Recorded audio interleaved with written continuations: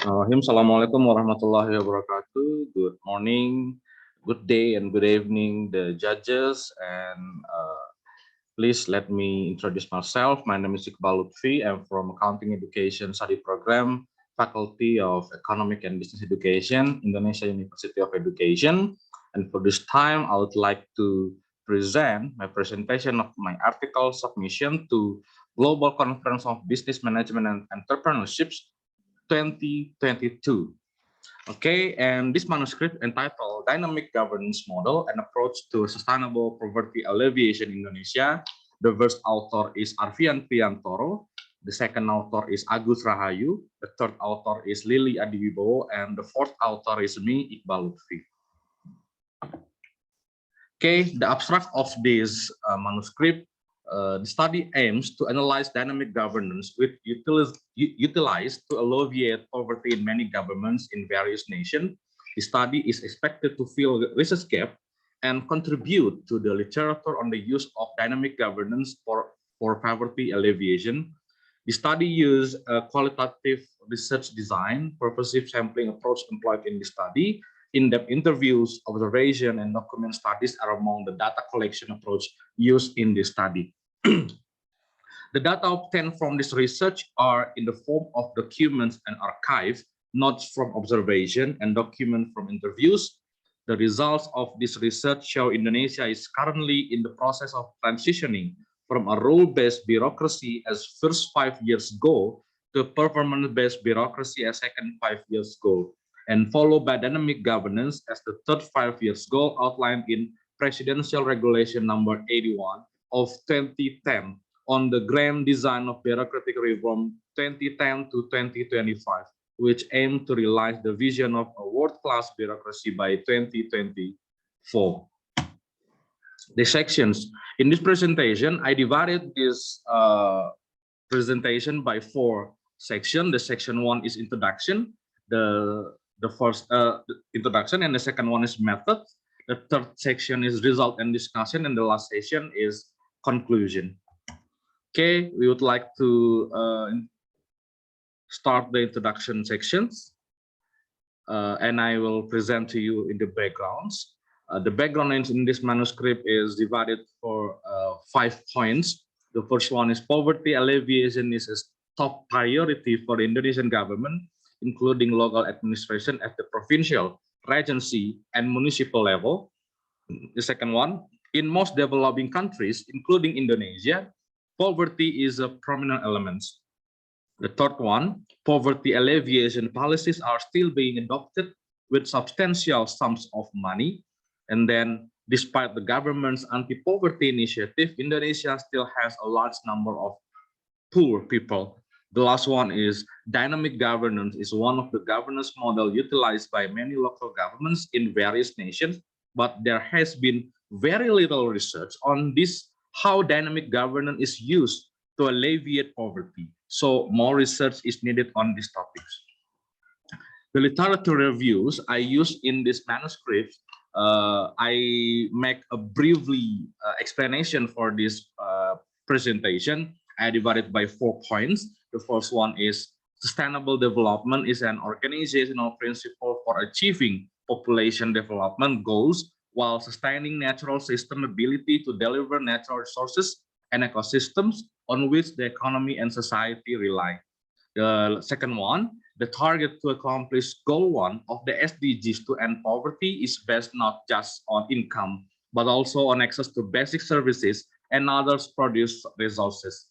The third one, governance become dynamic when policy decisions can be modified to current event in an uncertain and fast changing environment, ensuring that the various government policies and institutions stay relevant and successful in achieving long-term objectives.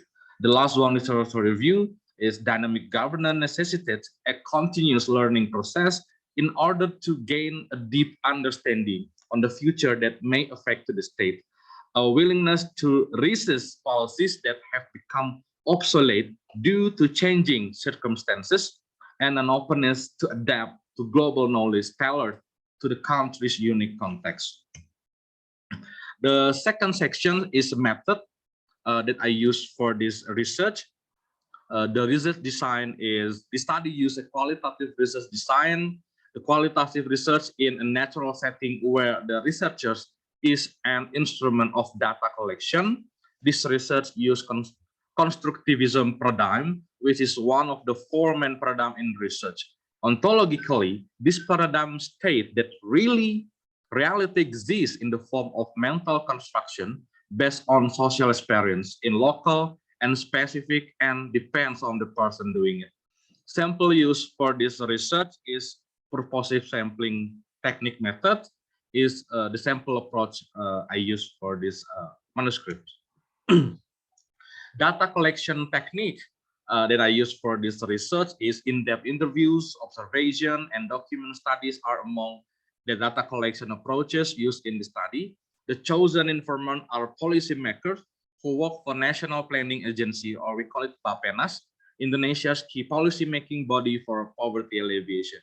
The data analysis technique that I use for this manuscript and research, the data obtained from this research are in the form of document and archive, notes from observation, and document from interviews. The result of the study were then analyzed using the Miles and Huberman data analysis flow models. The analysis is consisting of three concurrent flows of activity, which is data reduction, data display, and conclusion drawing and verification. And then we move to the third section of this presentation, result and discussion. The result is the dynamic governance is the third 5 years goal outlined on the grand design of bureaucratic reform 2010 to 2025, which aim to realize the vision of a world-class bureaucracy by 2024.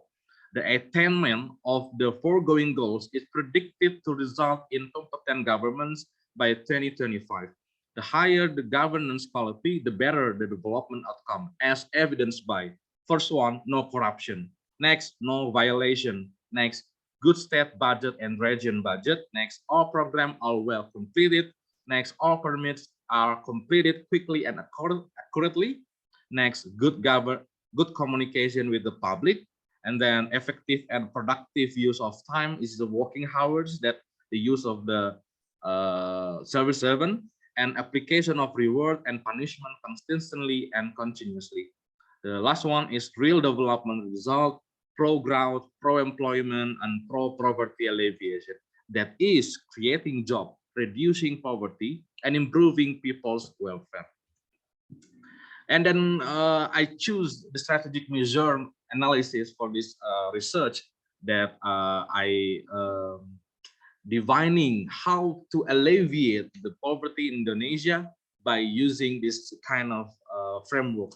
The first one is improving the performance and apparatus culture's role in long-term poverty alleviation, and then improving apparatus work patterns in sustainable poverty alleviation, and then building able people, agile process for sustainable poverty alleviation, and then improving the capability of the apparatus in poverty alleviation sustainable. We will divide it by three sections: thinking ahead, thinking again, and thinking across.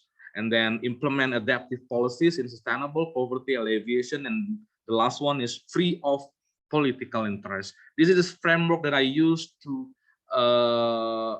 over to the society how we conduct this poverty alleviation. This is a grand model of framework that I use, that I over to the government and the society, that we will have a good strategy for using this dynamic governance to poverty alleviation.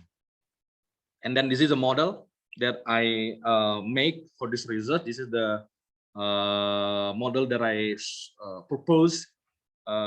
We can see that there is a bureaucratic culture in the behind of the framework, and then the political interest, external practice, future uncertainties, and then so on.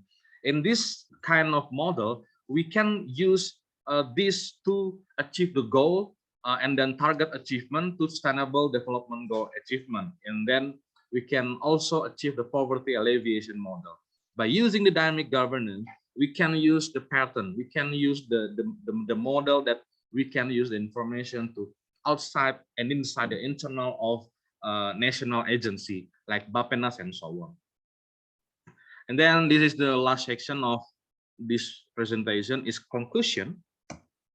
I conclude that we had three conclusion for this manuscript. The first one is dynamic governance has now been adopted in the governance of Bappenas, which is the third 5 years aim set out in Prudential Decree number 81 of 2010 to accomplish the vision of a world-class bureaucracy by 2024. Indonesia is currently in the process of transitioning from a rule-based bureaucracy to a performance-based bureaucracy. Indonesia must have able to attain by a dynamic bureaucracy at the next stage in 2025.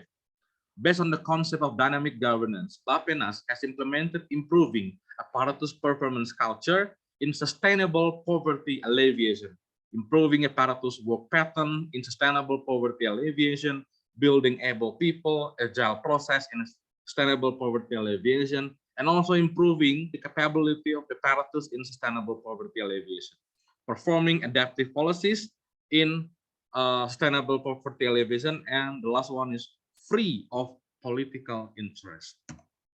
And that's all my presentation for the Global Conference on Business Management and Entrepreneurship 2022. And then thank you all. Bye.